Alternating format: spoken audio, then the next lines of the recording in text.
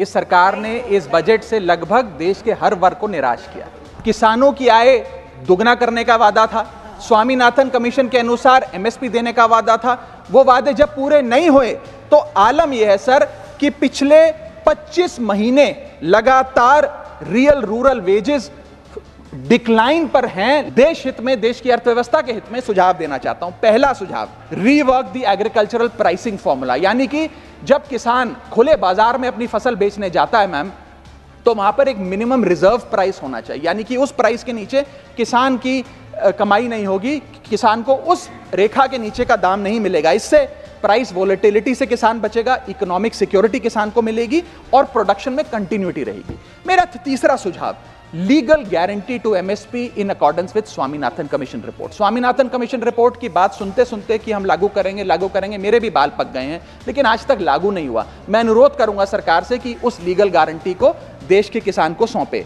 Sir, पिछले 10 सालों में टैक्स लगा कर सरकार ने एक देश के आम आदमी का खून चूस लिया। अब आप मानिए, आप 10 रुपए कमाते हैं, उसमें से 3 साढ़े 3 रुपए आप इनकम टैक्स के माध्यम से दे देते हैं, 2 रुपए 2.5 रुपए जीएसटी आपका चूस लेता है, 1.5-2 रुपए आपका कैपिटल गेन टैक्स लगता है, सेस सरचार्जेस 1-1.5 रुपए के लग जाते हैं, तो मात्र 10 रुपए में से 7-8 रुपए तो सरकार के खजाने में चला जाता है।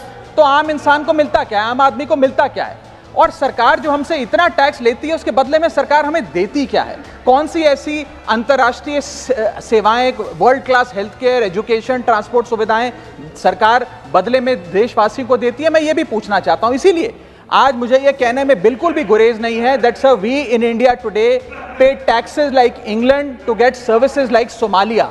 सर, पहले 2019 में भारतीय जनता पार्टी की 303 सीटें थी। देश की जनता ने उन सीटों पर 18% जीएसटी लगाकर इनको 240 सीटों पर ला खड़ा किया। सर, इसके कई कारण बताए जाते हैं। कोई कहता है कि धर्म का कार्ड नहीं चला, कोई कहता है जातीय कारण है, तो कोई कहने लगता है कि टिकट डिस्ट्रीब्यूशन में कमी रही। सर, ये सब ऊपरी कारण है। मैं 3 कारण बताता हूं जिस वजह से भारतीय जनता पार्टी की ये दुर्दशा हुई। पहला कारण इकोनॉमी, दूसरा कारण इकोनॉमी और तीसरा कारण भी इकोनॉमी। मैं इकोनॉमी की बात कर रहा हूं, चुनावों की बात नहीं कर रहा। सर, आज rising rural inflation, rural unemployment, low crop yield, income inequality, farmer debt, high input cost, low income, no MSP और क्रॉप लॉसेस के चलते ये आलम है सर कि रूरल इनकम ग्रोथ वित्तीय वर्ष 23-24 में डेकेडल लो पे है, डेकेडल लो पे। किसानों की आय दुगना करने का वादा था, स्वामीनाथन कमीशन के अनुसार एमएसपी देने का वादा था। वो वादे जब पूरे नहीं हुए तो आलम यह है सर कि पिछले 25 महीने लगातार रियल रूरल वेजेस डिक्लाइन पर हैं लगातार। और इसके साथ साथ यूपीए के दौरान, कांग्रेस पार्टी की सरकार के दौरान फार्म वेजेस में 8.5% का इजाफा देखा गया था। एनडीए 1 के दौरान 3% और एनडीए 2 के दौरान -0.6% का इजाफा देखा गया, यानी कि रूरल वेजेस गिरती जा रही हैं। सर, 2014 में एक दिहाड़ी मजदूर एक दिन की अपनी दिहाड़ी से 3 केजी अरहर की दाल खरीद सकता था। सर, आज वही दिहाड़ी मजदूर वर्ष 2024 में एक दिन की दिहाड़ी से 1.5 केजी अरहर दाल खरीद पा रहा है, यानी कि महंगाई भी बढ़ रही है और उसकी आमदनी भी घट रही है। सर, आटा हो, दूध हो, चावल हो, दही हो, हर वस्तु पे महंगाई का आलम है, जीएसटी का आलम है और लगातार इस देश में फूड इन्फ्लेशन बढ़ता जा रहा है। 9 से 9.5% के लगभग आसपास फूड इन्फ्लेशन मंडरा रही है सर इस देश में। और मैं पूछना चाहता हूं सरकार से कि वो कमोडिटीज जिसमें हम सेल्फ सफिशिएंट थे, वो कमोडिटीज जिसमें हम एक्सपोर्ट किया करते थे, उसमें कैसे महंगाई घुस गई? और अगर वो कमोडिटीज भी महंगी हो गई हैं तो उसका फायदा किसान को क्यों नहीं मिलता? वो सारा पैसा जा कहां रहा है? ये एक बड़ा महत्वपूर्ण सवाल है। सर, आटा 2014 में 21 रुपए प्रति केजी बिका करता था, आज 42 रुपए प्रति केजी हो गया है। दूध 30 रुपए प्रति लीटर के आसपास बिका करता था वर्ष 2014 में, आज 2024 में 70 रुपए प्रति लीटर बिकता है। सर, देसी घी 2014 में 300 रुपए प्रति केजी पे बिका करता था, आज 2024 में 675 रुपए प्रति केजी बिकता है। अरहर की दाल 80 रुपए प्रति केजी बिका करती थी 2014 में, आज 230 रुपए प्रति केजी बिक रही है। और न जाने कितनी वस्तुओं के दाम आसमान छू रहे हैं सर। और अगर यही रफ्तार रही महंगाई की, तो जितनी रफ्तार से 303 से 240 पर आए हैं, उससे तेज रफ्तार से 240 से 120 पर आएंगे सर ये लोग। उत्तर प्रदेश सरकार के सचिवालय में पीएन की पोस्ट के लिए 368 नौकरियां निकली, 23 लाख लोगों ने उसके लिए आवेदन पत्र दिए। इंडियन रेलवेज के ग्रुप डी एम्प्लॉइज में 63,000 पोस्ट निकली, उसके लिए 2.5 करोड़ लोगों ने आवेदन पत्र दिए। 2.5 करोड़ ऑस्ट्रेलिया की आबादी से भी ज्यादा है sir 9,900 constable post Bihar police निकालती है, उसके लिए 11 लाख आवेदन पत्र आते हैं। और सर सारी चीजें छोड़िए, महाराष्ट्र सचिवालय के कैंटीन में 12 वेटरों को भर्ती करने के लिए जब आवेदन पत्र मांगे गए तो 7,000 लोगों ने आवेदन पत्र दिए, जिसमें कई पोस्ट ग्रेजुएट्स और ग्रेजुएट्स भी शामिल थे। सर यह बेरोजगारी का आलम है। देश के 12 राज्यों में लगातार पर कैपिटा इनकम घटी, उन 12 में से 9 राज्यों में भारतीय जनता पार्टी का वोट शेयर भी घटा। छठा कारण, decline in financial savings and rising debt burden on the Indian household, यानी कि एक औसतन भारतीय परिवार का कर्ज बढ़ता जा रहा है और उसकी सेविंग्स घटती जा रही हैं। फाइनेंशियली हम लोग फ्रेजाइल होते जा रहे हैं और ये रिजर्व बैंक ऑफ इंडिया के गवर्नर ने खुद कहा कि सेविंग्स बैंक अकाउंट खातों में से सेविंग्स गायब होती नजर आ रही हैं। हमारा net financial savings to GDP ratio वो घट रहा है, हाउस होल्ड सेविंग्स वो घट रही हैं और लगातार सेविंग्स में डिक्लाइन देखा गया। और मैं सिर्फ बुराई नहीं करना चाहता, मैं सुझाव भी देना चाहता हूं। मैं आने वाले अपने भाषण के भाग में 8-10 महत्वपूर्ण सुझाव भी सरकार के लिए लाया हूं। देश हित में, देश की अर्थव्यवस्था के हित में सुझाव देना चाहता हूं। पहला सुझाव, index minimum wages with inflation, यानी कि न्यूनतम मजदूरी आय को बढ़ती महंगाई के साथ जोड़िए। Ma'am, inflation erodes purchasing power. Inflation वो महंगाई वो दीमक है जो आपकी परचेजिंग पावर, आपकी संपत्ति को खा जाती है। इसीलिए आज मैं कहना चाहता हूं कि जैसे बेल्जियम जैसे देशों ने ऑटोमेटिक इंडेक्सेशन ऑफ वेजेस लागू किया है, उसी प्रकार हमारे देश में भी मिनिमम वेजेस की ऑटोमेटिक इंडेक्सेशन होनी चाहिए। और यहां मैं ये बताना चाहूंगा कि मेरे नेता अरविंद केजरीवाल जी ने, हमारी आम आदमी पार्टी की सरकार ने देश में सबसे ज्यादा मिनिमम वेजेस दिल्ली में देने का काम किया। दूसरा मेरा महत्वपूर्ण सुझाव, rework the agricultural pricing formula, यानी कि जब किसान खुले बाजार में अपनी फसल बेचने जाता है मैम, तो वहां पर एक मिनिमम रिजर्व प्राइस होना चाहिए, यानी कि उस प्राइस के नीचे किसान की कमाई नहीं होगी, किसान को उस रेखा के नीचे का दाम नहीं मिलेगा। इससे प्राइस वोलेटिलिटी से किसान बचेगा, इकोनॉमिक सिक्योरिटी किसान को मिलेगी और प्रोडक्शन में कंटिन्यूटी रहेगी। मेरा तीसरा सुझाव, legal guarantee to MSP in accordance with Swaminathan commission report. Swaminathan commission report की बात सुनते सुनते कि हम लागू करेंगे, मेरे भी बाल पक गए हैं, लेकिन आज तक लागू नहीं हुआ। मैं अनुरोध करूंगा सरकार से कि उस लीगल गारंटी को देश के किसान को सौंपे। चौथा और बहुत महत्वपूर्ण, हाथ जोड़कर विनती करना चाहूंगा, restore indexation on long term capital gain. Ma'am, पूरे दुनिया में इन्वेस्टर्स को इन्वेस्टमेंट्स करने के लिए प्रमोट करने के लिए इंसेंटिवाइज किया जाता है।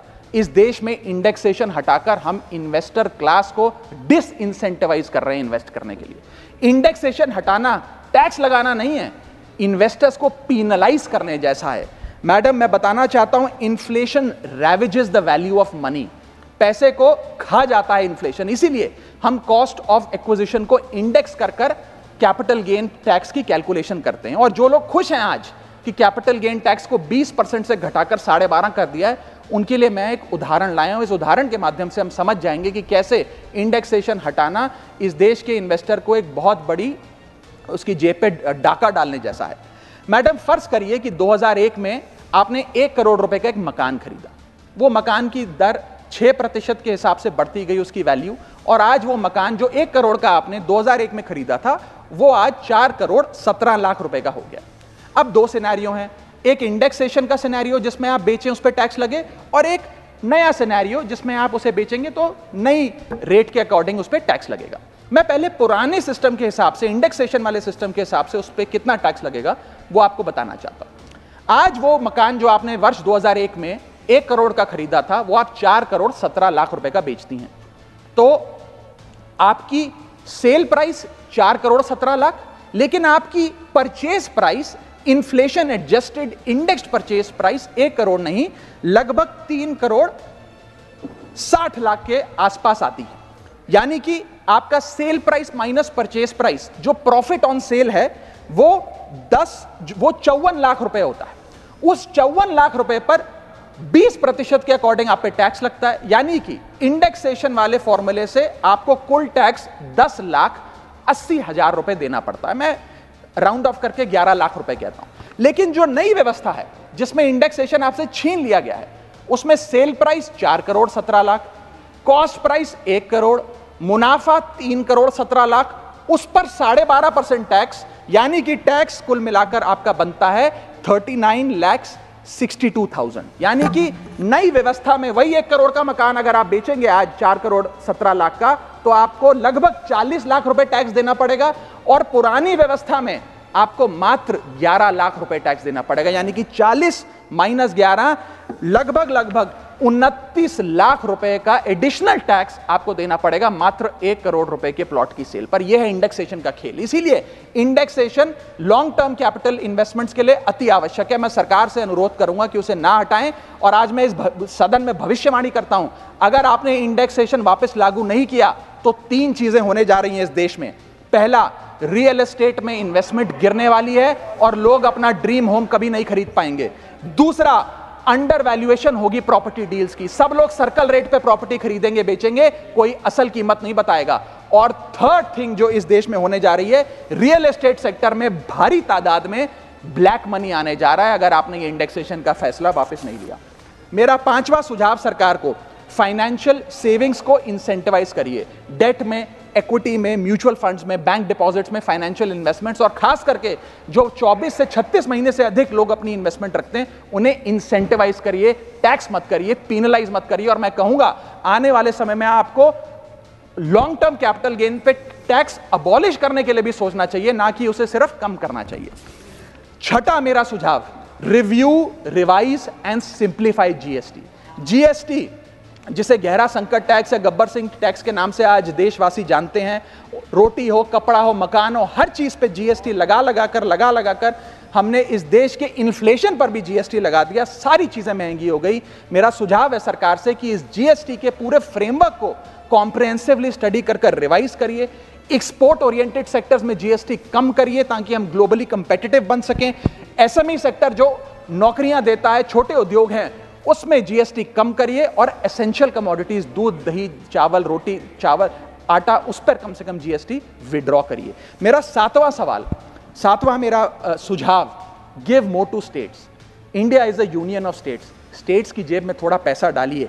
कोलिशन पॉलिटिक्स के कंपल्शन हम समझते हैं कि आपको बिहार को, आंध्र प्रदेश को ज्यादा पैसा देना था, लेकिन उन राज्यों ने जिन्होंने आपको भरपूर वोट दिया, गुजरात ने, दिल्ली ने, मध्य प्रदेश ने, उड़ीसा ने, झारखंड ने, छत्तीसगढ़ ने, जिन लोगों ने अपने राज्यों की लगभग सारी सीटें आपकी झोली में डाल दी, उनसे क्या गलती हुई? उन राज्यों को आपने दिया एक एक झुंझुना और बाकी 2 राज्यों को पे सब कुछ लौटा दिया। तो ये डिस्क्रिमिनेटरी फेडरलिज्म नहीं होना चाहिए, कोऑपरेटिव फेडरलिज्म होना चाहिए। ये गुहार में लगाना चाहूंगा। और इस सरकार को एक बुरी आदत है सेस और सरचार्ज लगाकर पैसा वसूलने की। सेस और सरचार्ज वो टैक्स है सरकार का जिसे उन्हें राज्यों के साथ बांटना नहीं पड़ता, वो डिविजिबल पूल में नहीं जाता। इसीलिए सरकार सेस और सरचार्ज लगा लगाकर आम आदमी से पैसा वसूलती है। मैडम, अगर केंद्र सरकार 100 रुपए कमाती है तो उसमें से 18 रुपए सेस और सरचार्ज के जरिए कमाती है, यानी कि मात्र 82 रुपए, 100 में से 18 हटा दीजिए, 82 रुपए डिविजिबल पूल में जाता है जो राज्यों में बांटा जाता है।